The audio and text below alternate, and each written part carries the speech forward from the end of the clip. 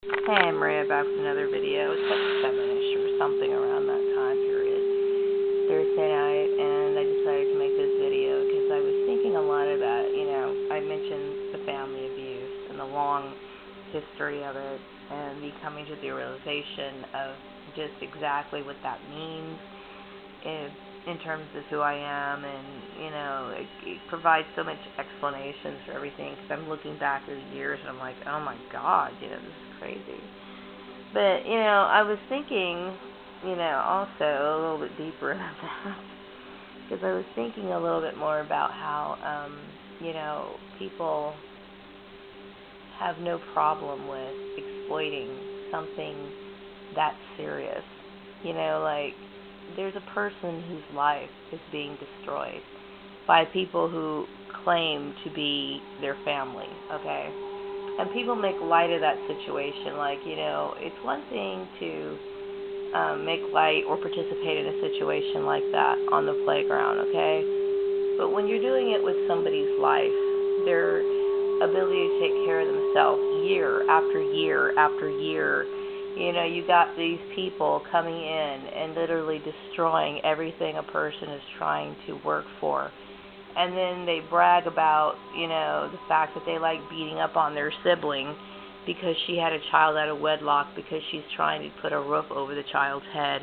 And this is something that they're supposed to get patted on the back for.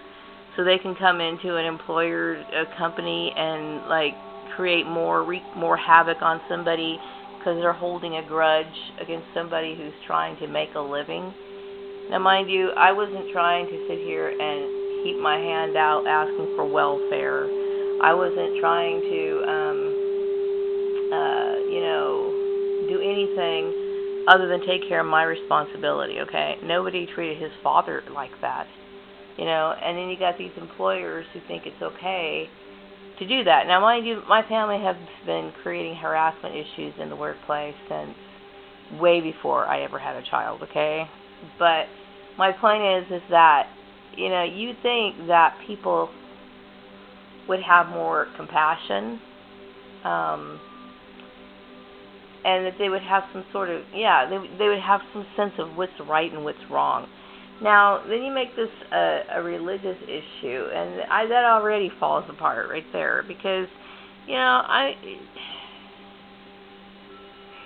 it's like, when they talk about what would Jesus do, would Jesus really do something that ridiculous? I mean, seriously. I mean, you're tearing a person's life apart, okay? And there's a woman who, she makes a mistake in life, and then these people just want to constantly, it's not, but when they mess up your life, they think, oh, a simple, oh, I'm sorry, it's okay. But they want you to, if you make a mistake, they want you to pay for it for the rest of your life. They want your kid to pay for it. They want your kid's kid to pay for it. I mean, these people are psychotic, for God's sake. And this is one of the reasons why we have these stalking laws on the books that relate to employers because, like I said, not just your siblings do it, ex-spouses do it. Stalking is a problem. And you may not think of yourself as a stalker if you're calling in and you're manipulating work situations, whether that be obtaining information about a person, what they're doing, sneaking up on them, kind of sneaking up like, having somebody report back to you. The only person a person's supposed to report back to is their manager on work-related issues, okay?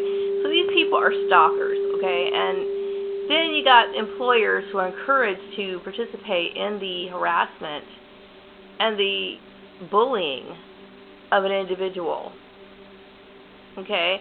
And yet they think it's funny, and they think it's a game. They basically made a game of your life.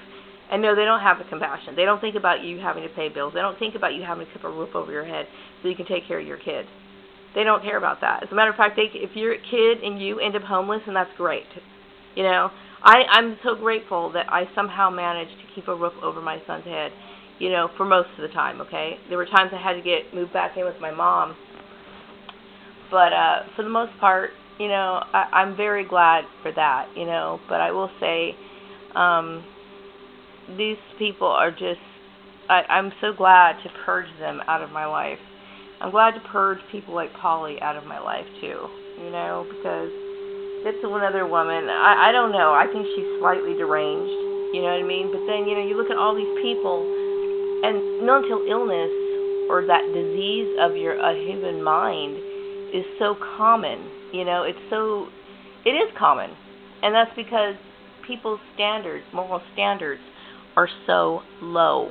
They're low. And you can look around and you can see it, in people's behavior, how they treat one another, how they speak of one another, and yet they somehow, turn around and behave like nothing ever happened. Being two-faced and stabbing each other in the back is a common occurrence. And that's one of the reasons why I look at this and I think this is not acceptable to me. I'm not saying I'm an angel or I've never gossiped about hurt people, because when I was younger, you know what? I was trying to force myself to fit in, so I did shit like that, okay? The older I get, the more I'm disgusted by people. I am disgusted by them.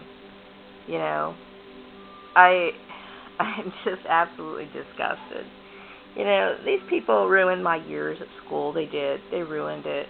I was so, I would start off doing really good, and they'd just come in and just make me a nervous wreck to where I couldn't do anything anymore. They would just make me, hate everything. I couldn't figure it out. I couldn't figure out why, and now I totally get it. I get it. I come from a piece of shit family, But, it's like... I'm not gonna sit here and try to wallow in self-pity. I've seen those VH1 behind the scenes, right, or behind the music, whatever. I've watched some of those before just to kill some time, and they'll feature a particular